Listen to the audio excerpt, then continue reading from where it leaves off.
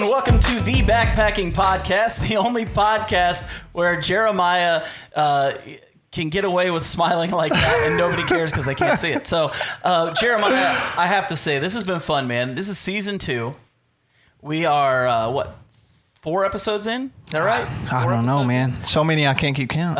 And we've had some really cool guests, but today marks a huge thing for us. Oh, I'm excited. I'm ready. This is our first female guest on the show. Can you believe that? We're doing it. And we pulled out all the stops, and we got a YouTube megastar.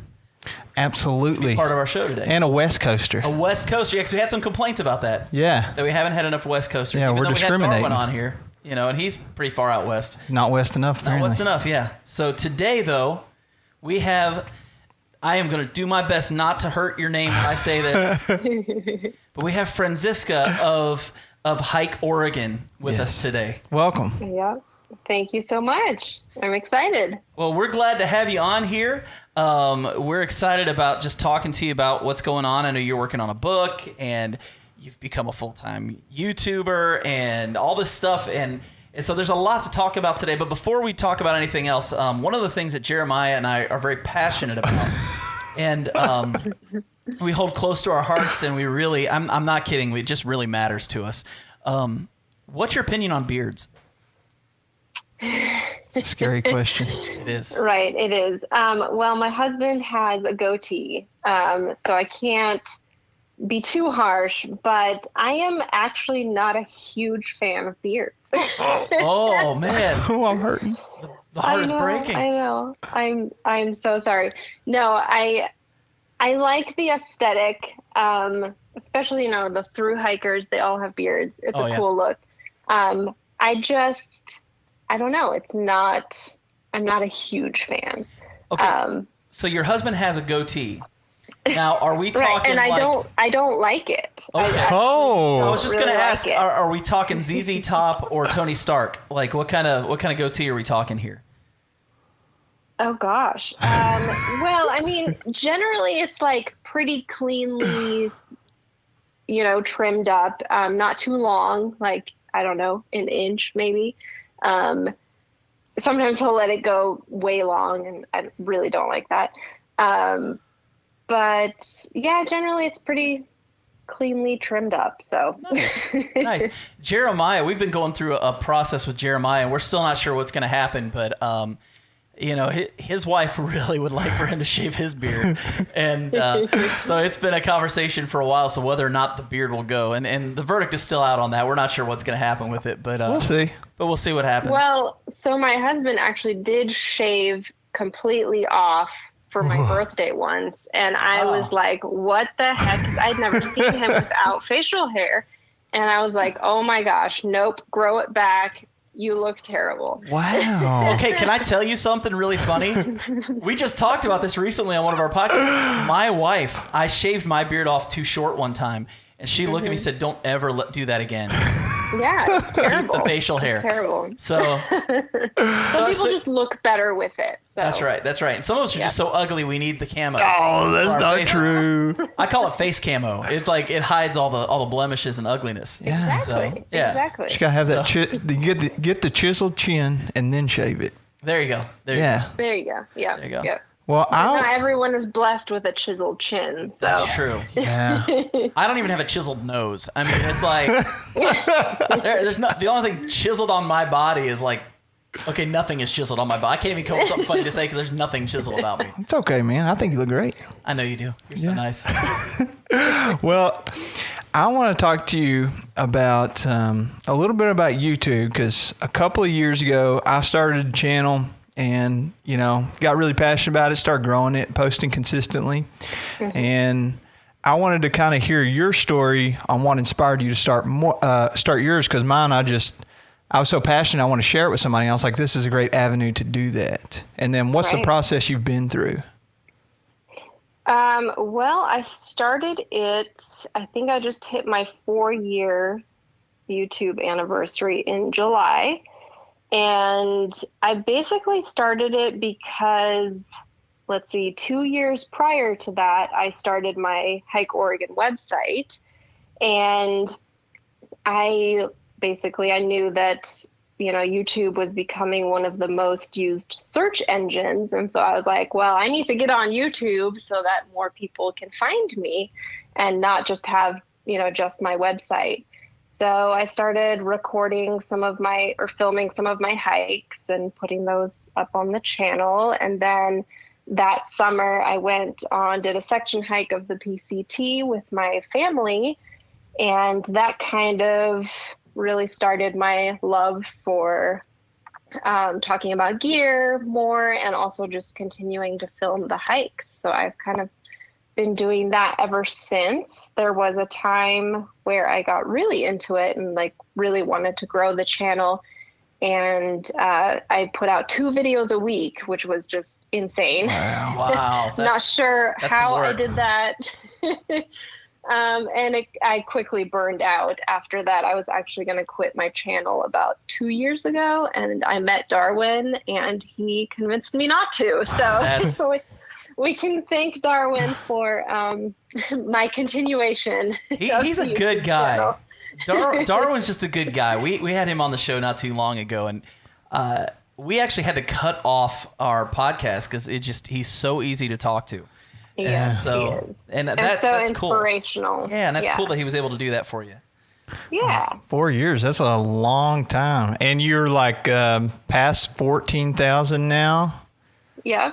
So how consistently are you posting to grow your channel like that? I think that some people listen to the podcast and they watch, I don't know about my channel, but channels like yours, and then it inspires them to start one. So how consistent do you have to be? And tell everybody about the hard work that actually goes into it, because they don't see the behind the scenes. No, it's super time consuming.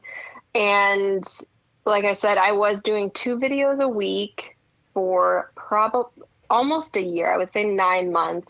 Wow. And then after that, like I said, I burned out. I took a little bit of a break and posted twice a month, just to kind of regain that inspiration, because for a while I just was not inspired by it anymore. And I really wanted to focus more on my website, and with the limited time that I had, because I still had a full-time job, I just wanted to focus more on my website. So I took a little break. Once I refound my inspiration, I was like, okay, I'm going to stick to more of a schedule. And so now I post once a week. So I do 2 videos for just open on YouTube, and then 2 videos a month for Patreon. So I do 4 videos a month. Gotcha. Very cool. Let's talk about your Patreon for a second, because you actually, we talked a little bit before the podcast started. And you had mentioned that if you're a patron, and you're going to get to advertise this stuff later, but you actually do special videos only for your patrons, right? Correct. Yeah. I know some people post videos for Patreon members, and they get a sneak peek a week before the video goes live on YouTube. My patrons see the video an entire year before anyone else gets to see it. Wow. So next year, everyone else will get to see it, but these people get to see it pretty much, real time, basically. Wow. Couple weeks after I've done these hikes and these videos were filmed. So for as little as $1, people get to see all these special videos that I post. Well, just for clarification, so if somebody hasn't heard of Patreon, basically it's a subscription service that you can use to help support creators that you enjoyed their content, and you want to financially support them so they can keep making that type of content and keep upping the quality and all that. And they subscribe to you for, you said, as little as $1 a month. Yeah, they can choose their pledge amount, basically, which is so awesome. Gotcha. And so give me an example, maybe not even something that you have put on there, but a potential type of video. And then you're saying that after that's been on there, we'll see it a year later? Correct. Yeah. So I think my most recent video on there was an interview, a Q&A with my husband, and people from Patreon basically submitted their questions, and I did a little Q&A with him. And so that video went on there, and I guess everyone else will see that in about a year on YouTube. So Gotcha. That's a really cool way to do that. I mean, you're actually putting some serious value on that Patreon, because I know a lot of guys, they have the Patreon and it's more just, hey, I support the channel kind of thing. But yours really, if someone's a patron of yours, they're really getting premier content. They're getting value. That's pretty awesome. That's pretty awesome. Yep. Well, let me ask you this. Why backpacking? Why are you into it? What about it do you love? What is it that makes backpacking such a big deal for you?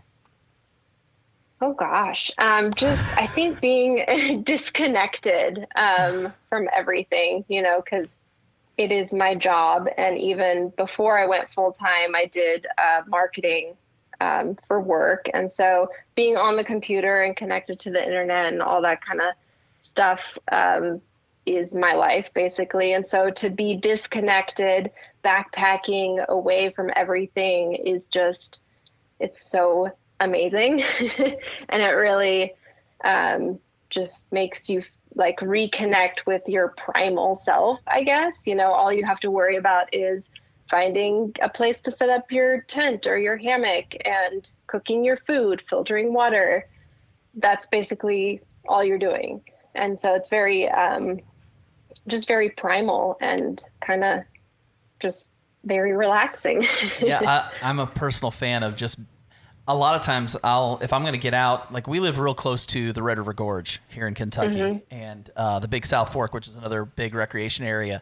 And I know for me, there's a couple spots I go to. It's only a 2-mile hike, but it's a 2-mile hike to this amazing view. And I'll just take a day, hike out there. And the only reason I'm out there is because I just want to be outside and I just want to sleep in my hammock. And it's not because I want to crush miles. It's not because I want to accomplish some huge thing. It's simply just being there. And it seems like the more backpackers I talk to, that seems to be a pretty consistent theme for a lot of people.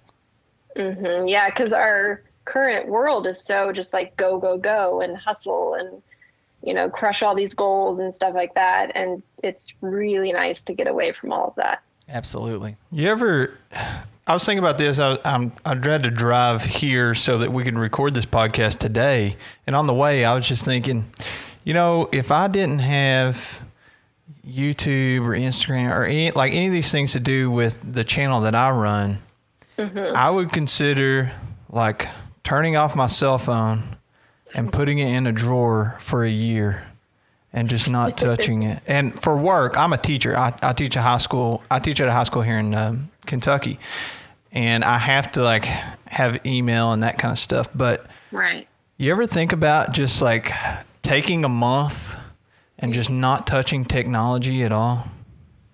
I mean, I have.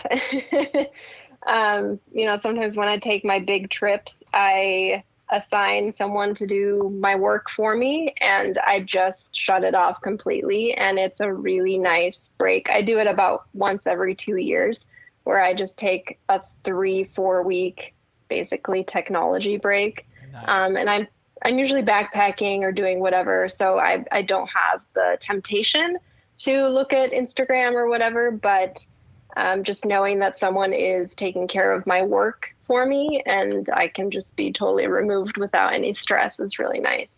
What's one of the trips that you took doing that? Like what kind of big trips are you talking? Section hiking, the PCT mainly. Gotcha. You consider doing the entire thing? I have, but probably a little bit later in life. Not right now. Yeah. I know for me, I've been on, I think I counted today, I've actually been on 9 backpacking trips this year that are overnight or 2 or 3 days or something like that. And as a YouTuber, typically you want to take your camera with you all the time, film everything. I've only filmed 3 of them. Nice, dude.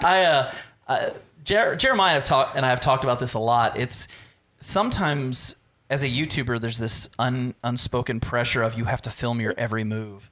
And there are just times, I don't know if this is you or not, but there are just times when I go out and I don't want people to see what I'm doing. I just want to go out and do my thing and just enjoy it and not worry about the pressure of, am I getting the right shot, or am I showing everybody my ultralight cook kit right now, and am I showing everybody my brand new ultralight underquilt, or sometimes I just want to go be outside. And I decided this year I was going to take a little bit of a camera break from my trips. And so when you say you take 3 whole weeks, I'm not going to lie, there was a tinge of jealousy coming from this end. Yeah, I'm curious about. I follow you on Instagram too, and you take some amazing photographs. And I'm just curious what your daily shooter is, and then are you using that to record all your videos and stuff too? Yeah. So for videos, I'd have the Canon G7X because it's small and it fits in my backpack hip belt pocket. Nice. And then for pictures, I have a big Nikon DSLR D750, which is humongous. Nice. And I recently got one of those nice clips so I can clip it onto my shoulder strap, because before that I was basically holding my camera for years. And my friends are like, what are you doing? You're insane. Why are you holding your camera? And so as a present for going full time, they all pitched in and got me one of those clips. And it's been a game changer. I love it. Yeah. Those clips are awesome. They're awesome. I'm like, why did I not do this earlier? So were you not using trekking poles at all? No, I generally don't. I'll take one trekking pole if I'm going somewhere where there's a lot of like river crossings, but I generally don't like to hike with trekking poles. Okay, so you recently went to, if I'm not mistaken, a freestanding tent, depending on the time of year or like where you're going and stuff, I'm sure. Yes. But what were you using before to like set up your tent? That one trekking pole? No, I still had, I used the Big Agnes Fly Creek UL2, so no trekking poles needed. Same one I've got. That. I've got the same one. Got you. So you just stake it out, like one end stakes out, and that's what helps support. Correct. Yep. Okay. Yeah. I got you. Okay. Do you still use that tent, or are you using something else right now? Yeah, I don't know if you would call it upgraded because it's heavier. Upgrade! We love gear. Yeah, it's I'm going the opposite. I'm going, instead of lightweight, I'm going like heavier. Nice. Which is totally stupid. I've gotten so much gear that makes my pack so much heavier. So I'm like the opposite of ultralight at this point. But I got the Big Agnes copper spur because it's freestanding, and That's a good one. That's a good one. Plus, it has side doors. 2 doors. Yes, the side doors are huge. I was gonna say, I love them. Did you feel like you were getting in and out of a doghouse every time you got in your tent with that Fly Creek? I hated that tent. Oh yeah. I'm actually on the hunt for a new tent. I've been in a hammock for a year now, and I've really loved it. I'm going to continue doing it, but I'm planning on doing a couple trips out west in the next year, and I know I'm going to need a tent for at least when I go. I'm planning on going to Utah next year. I was supposed to go this year, didn't get to, but I'm definitely going next year. And I'm not taking that Fly Creek. I'm not doing that anymore. I did a whole 323-mile trail with that, and not going back to that again. Yeah, I'm not sure why I purchased that tent. I used it for 4 years, and Nice. I was over it. The rain fly stopped being waterproof, and so I'm like, okay, this is a great excuse to get a new tent. Now, what was it? Is it like seam sealed with like a seam sealing glue, or is it seam taped? And like, what failed? Like, what's the deal? Well, I think so. I talked to Big Agnes about it, and they basically said that the coating that they use on the rain fly basically disintegrates with UV rays. Wow. So the more you have it in the sun, the more this coating will disintegrate and no longer be waterproof. What? So, yeah, isn't that horrible? So what you're saying is, if there's somebody you're not crazy about and they want to go backpacking with you, you give them the Fly Creek. Right. Well, and it sucks because I calculated out how many days or nights I basically used this tent, and it was like 60 which Oh, is wow. not a lot, right? No. And I'm No. like, how? This is like a fraction of a through hike. What if Yeah. I took this tent on a through hike, and in Washington it starts to leak because it's no longer waterproof? I just thought that was kind of a crappy response from them, but That Yeah. doesn't make any sense. Why would you? True. They need some research and development on that. Yeah. I feel like Yeah. it should last a little bit longer for sure. But basically, now that I know that, I can be a little more careful with my brand new tent and not set up the rain fly if I'm going to have the tent out during the day. No, you shouldn't have to do that. Like that. I know. You should return that. Well, I don't want to tell you what to do, but if it were me, I'd be like, Big Agnes, come on. Let me help you help me. Yeah, Jeremiah has a great relationship with Ultra on shoes. Oh, really? No, not really. Like, here's the thing. I'm not one to burn bridges, but bro, like if you, Bro. bro, if your equipment is designed or supposed to be designed to do a certain thing, and I don't want to be on a high horse or anything, but it should do that one thing. Like I bought some Ultra Lone Peak 4s, and they had just come out. I actually bought 2 pairs of them, and I wore them before a through hike of the long trail. Then I took them on the long trail, and they blew out like 100 miles in. So Fine. I was like, what the heck? Like, it shouldn't do that. No. Yeah, he it's so funny because he got those from REI, and I remember the conversation that we had, and it was basically something along the lines of you guys need to replace these, and if you don't replace them, I'm going to be angry, and I'm basically going to sue REI. I'm going to sue Ultra. I'm going to do a smear campaign online. I mean, it was just like, it was really bad. I wasn't going to do all that. I'm kidding. No, I'm but making they should all that up. last longer than 100 miles. My Lone Peaks lasted, I think, like 150 miles before they looked like I had done a through hike in them. They were falling apart. I'm like, this is unacceptable. It shouldn't be right there that with way. No. So- But the tents last longer, a little bit. I'm just not going to buy any more. It's like Ultra. Maybe like 5 years from now, if they have figured out, I don't know. I don't want to complain. What you're saying is we're not going to get the Ultra guys on this podcast anytime soon. Bro, I'll talk to them. I don't care to tell them, like, dude, your shoe's failing. And if I'm going to pay over $100 for a piece of gear, like, it should last. Right. It took me, let's see, 100 miles. And we're doing as many 20-mile days to start off with as we could because the trail was going to get harder. So that probably took me 8 days maybe to do those 100 miles. If my shoe doesn't last longer than 8 days, like, wouldn't that piss you off? Like, Yes. I would be a little That's frustrated. horrible. I would be a little frustrated. yeah. Well, they blistered my feet. Like I got the 3.5s, and the one that everybody hailed as the greatest shoe on the planet, and my feet. Well, not everybody. Well, I'm just saying, my feet were destroyed. Like, Oh, man. I mean, I hiked in water basically because it rained when I was doing the Sheltoe Trace.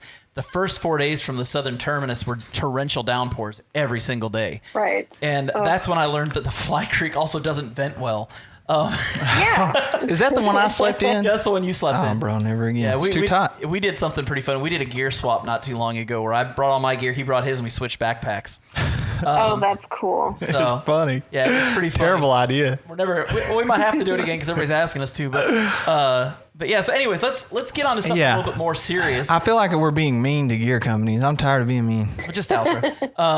Just Ultra. And Big And Agnes. Big Agnes. And I guarantee neither company is having their feelings hurt. No, right now. they don't care. right. So, you're writing a book. Yeah. Why don't you tell us Yeah. about your book a little bit? So it is my second book, and it is going to be all about viewpoint hikes because those are my favorite. And let's see, I started research almost a year ago, and I've just been kind of traveling all around the state of Oregon, trying to get as many viewpoint hikes in as I can, which the window for that is pretty small, just because many of them are, in the high cascades in the mountains. So Yep. I have like a 4-month window of research time, and yeah, it's been a lot of fun so far. So what would you say is your favorite viewpoint so far? Favorite viewpoints so far. It's okay if you don't want to spoil it. That's really difficult. Some of the ones I just went on in the Wallowa mountain range were spectacular. The Wallowas are called the Little Alps of Oregon. So if you can imagine, they look like the Alps, like just wildflower meadows and these granite peaks. It was absolutely incredible. Wow. I can't imagine that. I'll have to get the book so I can just see it. Right. So 4 months, that's not very long. And I've never, like the only time I've ever like been bagging peaks or whatever, or anything remotely close to what you're talking about, I assume, because the highest point in Kentucky is like 3,000 feet. Right. I know it's embarrassing. We were out in Colorado, me and some other guys, and we did two passes roughly. We actually had to turn around on one because of the snow. They said that I don't know if we came too early or too late, but we stayed above 12,500 feet pretty much the entire time we were there. And I was going to ask about Oregon. Crazy. Yes. You have that kind of elevation and those kind of peaks. Like what is it like? Let's see. Mount Hood is the tallest peak in Oregon, and it's 11,250 feet. Wow. So that's the tallest peak. And then that one people summit, but that's more like mountaineering. You have to have an ice axe and all that kind of equipment to do Mount Hood. Yeah, I saw your picture. That's not the kind of thing that I'm writing about. My book is basically going to be pretty easy viewpoint hikes. I think the most difficult one I have is Mount Fielsen, which is, you can opt to kind of rock climb the last little bit, but you don't have to get the views.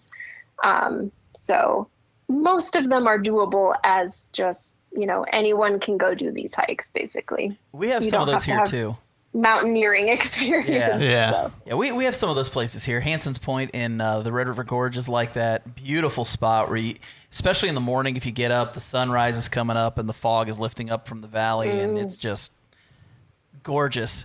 You don't have to. Maybe I'm painting the wrong picture. I think sometimes we think that you have to be like really high in the air to get a good view, but you don't. Right. No, you really don't. Yeah. That's very true. So when is this book? What's the hope on releasing this book? How far out are we from that being a reality? Yeah. It's like a year or 2 years. What are you looking at for that?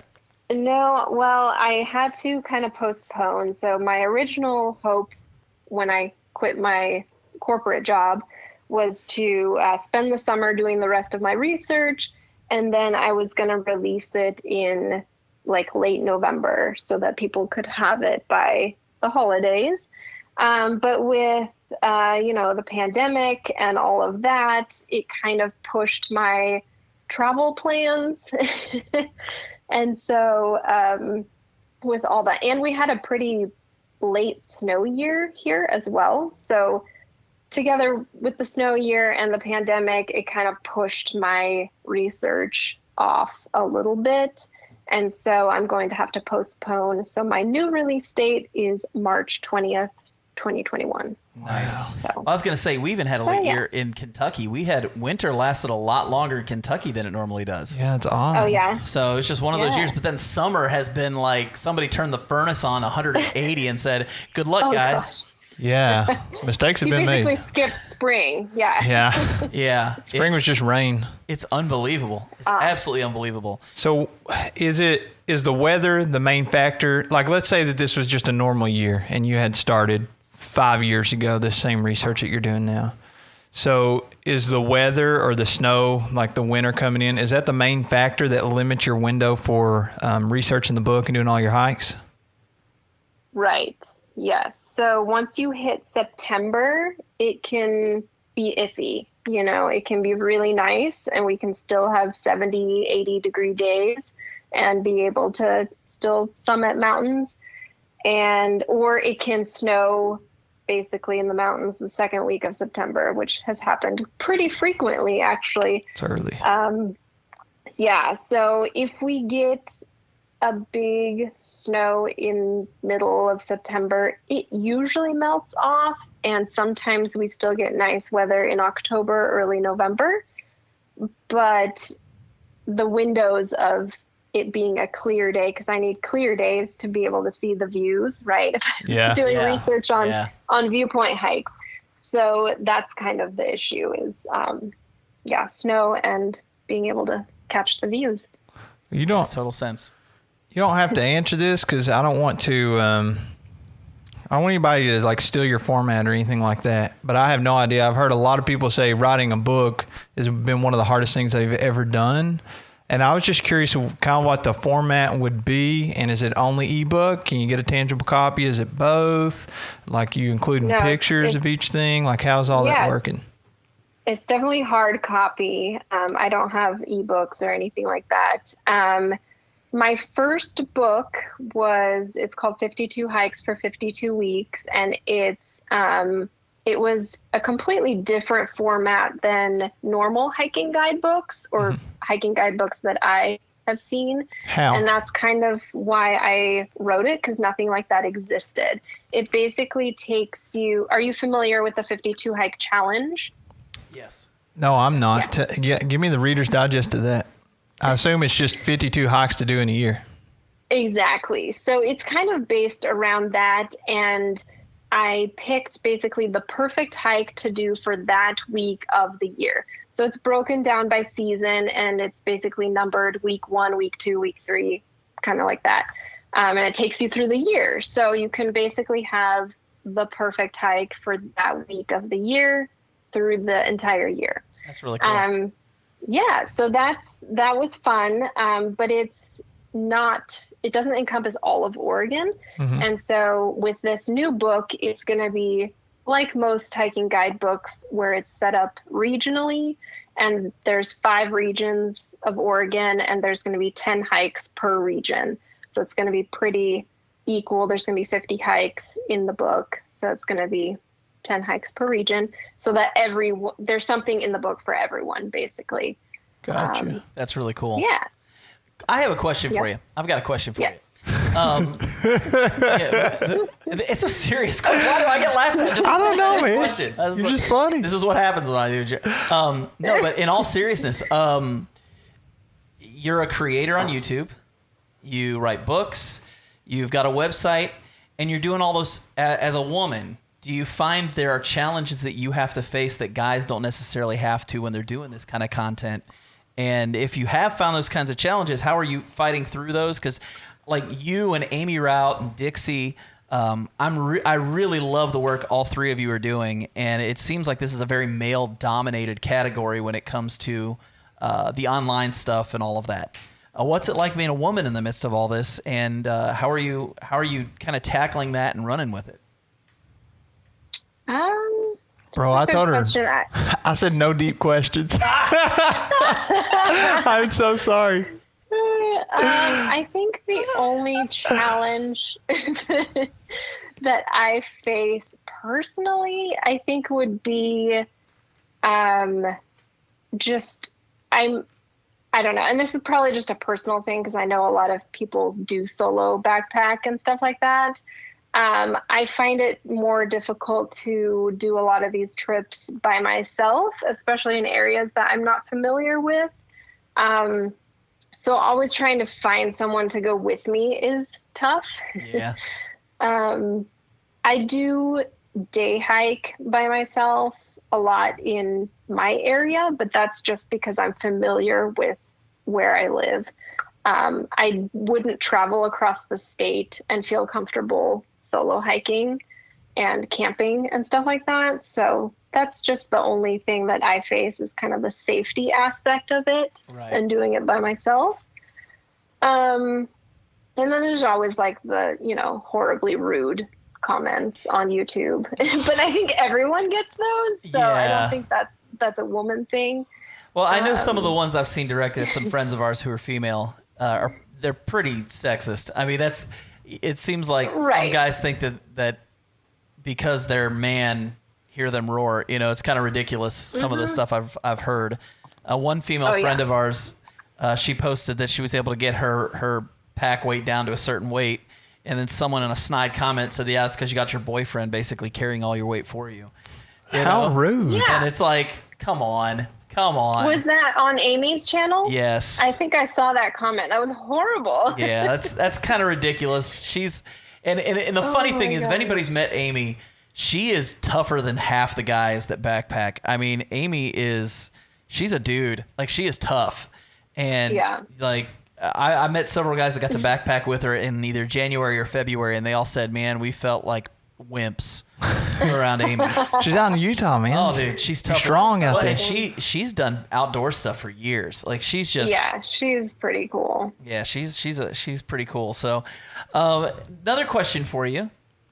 Let's talk about, you're married, and I know this isn't something a lot of people realized. You know, that you were married and everything. How is your husband with all of the YouTube stuff and the traveling that you do? And is he with you on that stuff, or does he just kind of say that's your thing, you go for it? How does that work for you guys? Yeah, a little bit of both. He doesn't hike as much as I do. And he also has a job, so he can't obviously come with me on all of these trips. So a lot of the research trips I've done by myself this year or with friends. And he went on one trip with me down to Southern Oregon, and we did a couple hikes down there. And yeah, for the most part, he's just like, go do your thing, make sure you're safe, check in with me. I was going to ask if you take a tracker so that he can figure out where you're at if he needs to get a hold of you or anything. Yeah, I have a Garmin inReach, so if I, don't have service, I can message him on that, which is great. And yeah, for the most part, he's very supportive. That's awesome. And just kind of lets me do Hike Oregon. So I was curious because I was watching some of your stuff. Happy late birthday, by the way. Oh, thank you. I saw your hike, and you had this annual tradition of trying to beat out the number of miles that you were doing before, but it's getting kind of up there. Yeah. I think it's above 30. Right. So if people haven't seen this, I would love for you, John, have you seen it? No, I haven't seen this one I'd love for you to share a little bit of the story of your last birthday hike, because I thought that's so interesting. I wanted to share it with everybody. Yeah, it was not the birthday I had hoped for. What happened? Every year I have this tradition where on my birthday I try to do a longer day hike than I have the year prior. So I'm up to, this year I was going to do 30 miles, and I had picked a route on the map, which it's technically called the Eugene to Pacific Crest Trail. So there's a trail that was built that links the town that I live in to the PCT, which is pretty cool. Yeah, it's awesome. But apparently no one uses this trail. No one through hikes to the PCT from Eugene. So we didn't know this. And so we basically started almost at the PCT, and we were going to go do a 30-mile section of this trail. Again, I thought it was pretty much downhill the whole way. Maybe I can't read maps. Topography is not for everybody. I should have done more research probably on I don't know. I had a paper map with me. Well, it's supposed to be just a day hike. That's the extent of my research, was the paper map that I had. Had I looked on Google Earth, I probably would have kind of been like, oh yeah, no, this is definitely not doable. But I did not do that. So lesson learned. We started at one end, and we were going to hike 30 miles. And within about 8 miles, the trail disappeared. There's no more trail. Was it just you? Oh man. No, thank God someone came with me. My friend came with me.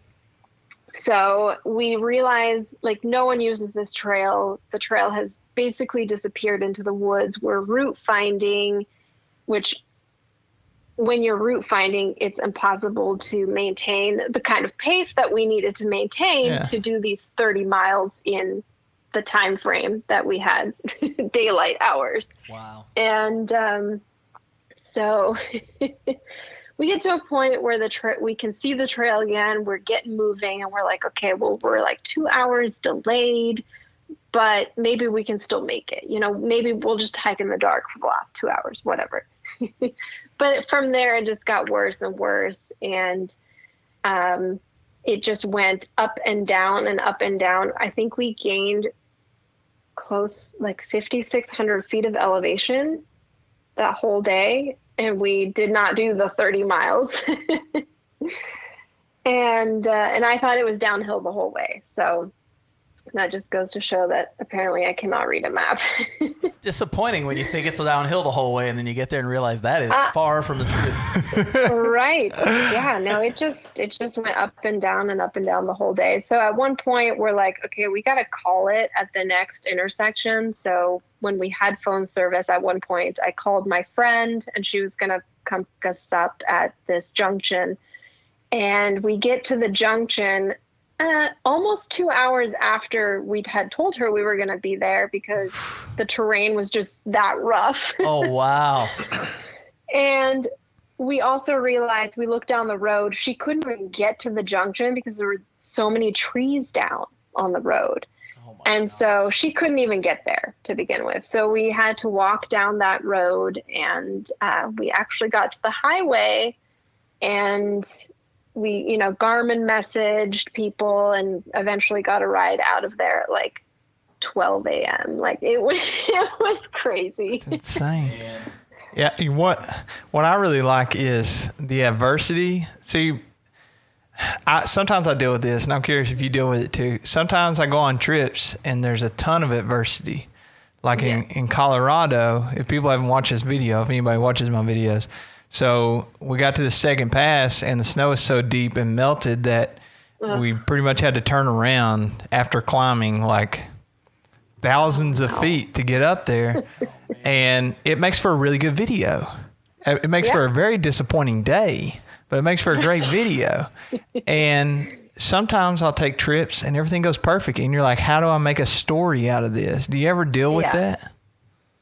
Well, so my videos never really have a storyline, so I don't think that's what I struggle with. But yeah, no, I see where you're coming from. It does make for entertaining videos, for sure. Like my failed solo hike or solo night backpacking experience is like one of my most viewed videos because it's so hilarious.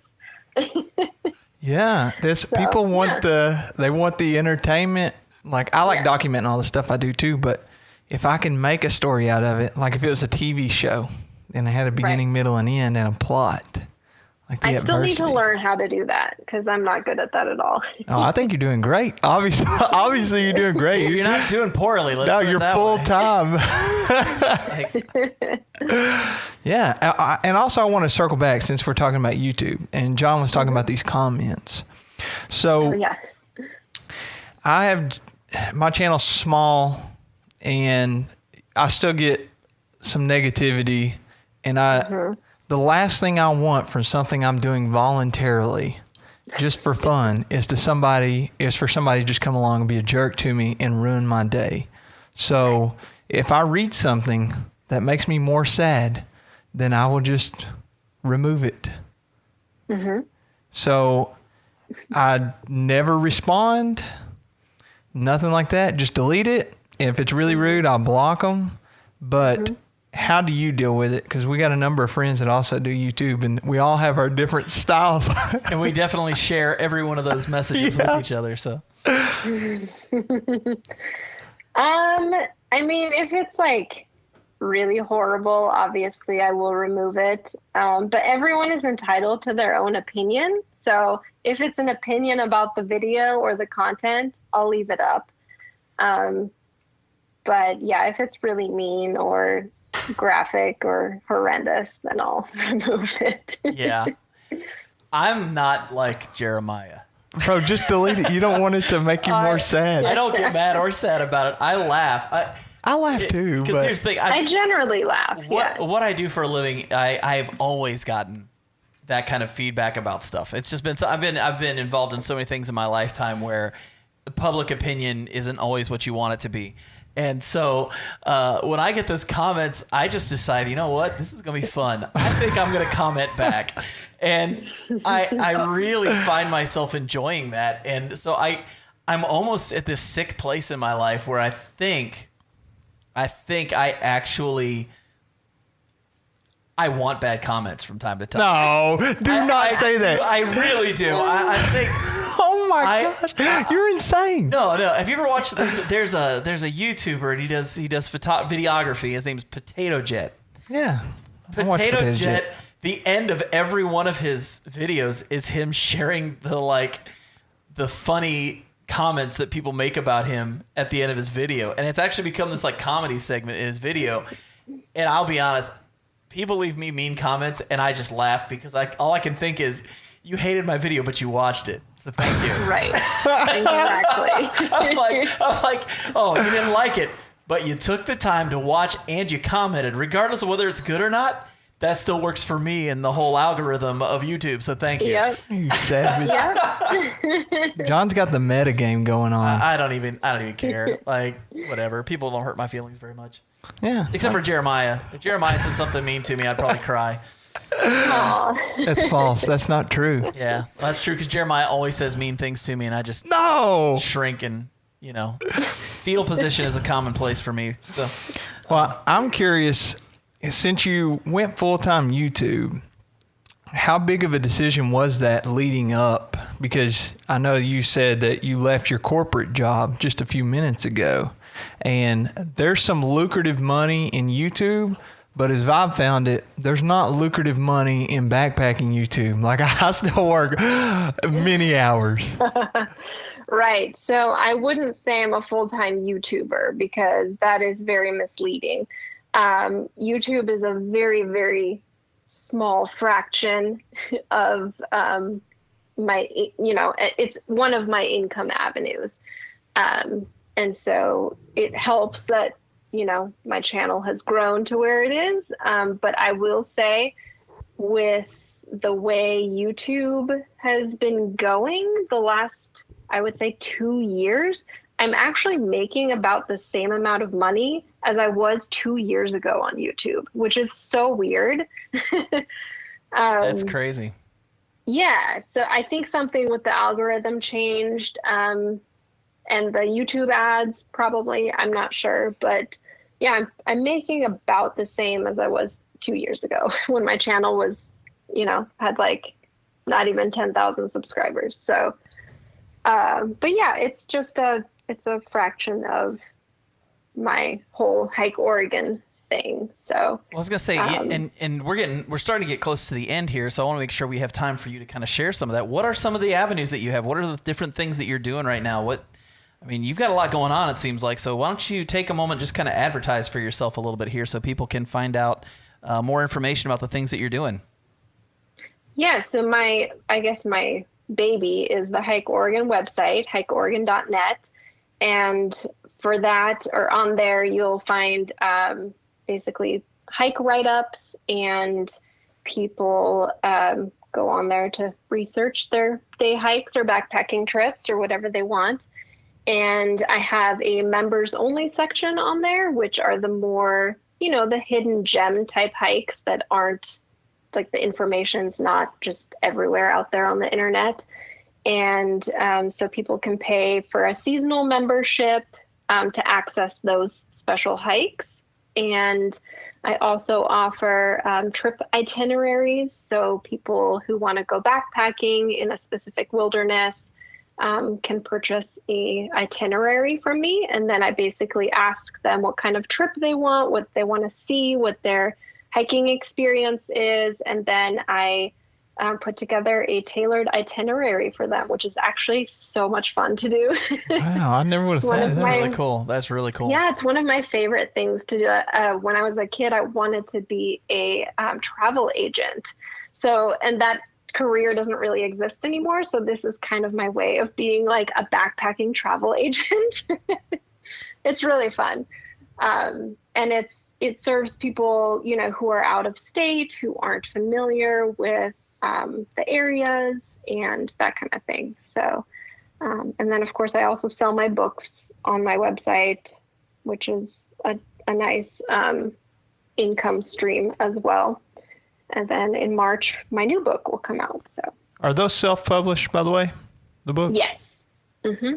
Okay, I'm just curious. Now, for your Patreon that we talked about earlier, how do people find you on there so that they can sign up and kind of help support you with everything you're doing? Because the stuff you're doing isn't just not just entertainment. You are giving tangible help for people wanting to hike in Oregon. And so Right. It's really cool for people to be able to support you so that you can do that to continue helping the hiking community at large. So how do people find you on Patreon so that they can be a part of that? Yeah, so it's just patreon.com/Hike Oregon. And yeah, they can pledge basically as little as $1 and they'll get some of the perks like the special videos and stuff like that. Some of my other perks are they'll be part of the Hike Oregon website membership. One of the bigger perks is I send them a book with a, you know, signed personal message and stuff like that. So. Wow. So do you ever think about expanding outside of Oregon, or how often I know you're researching right now, so you're probably keeping it pretty local, but how often do you travel outside the state to do other backpacking trips too, or hikes? Well, I'm actually going down to the Sierra here this month, middle of this month. Nice. Very nice. For 2 weeks. So I'm pretty excited about that. That has nothing to do with work. That's purely a awesome is what that is. Purely backpacking awesome trip. Exactly. So yeah, I'll film that, of course, and do a lot of YouTube content. But as far as like, that's not really research or anything. Yeah. I doubt I'll even put any of that on the website. I do have some Northern California hikes that I will put on the website, and I do have some Southern Washington hikes that I put on the website as well, just because it's so close. But I don't leave the state that often. I do have family. I'm originally from Germany, so I do have family in Germany, so I go visit there a lot. But other than that, I don't really leave Oregon that much. Oh, okay. Now you just touched on something. What? Germany. Okay, this is out of nowhere. So, were you born in Germany, or is you just family from Germany? I was born in Germany. Yes. Really? Sound like you're from Oregon. I'll say you don't sound like you're from Germany. So how did you end up in the States? My dad got a teaching position at the University of Oregon here in Eugene. So we moved here, and then my parents got a divorce, and my dad eventually moved back to Germany. And so they kind of had split custody. So I would live 1 year with my dad, 1 year with my mom, and my mom stayed here. So she's the only family that I have here in Eugene, and everyone else in my family lives in Germany, actually. Wow. Do you ever consider doing any backpacking in Germany or Europe or? Yeah, so I basically started backpacking when I was 10 or so. Wow. So and jealous. we Awesome. hiked. We did a lot of backpacking in Europe, in the Alps, and in Greece and Italy.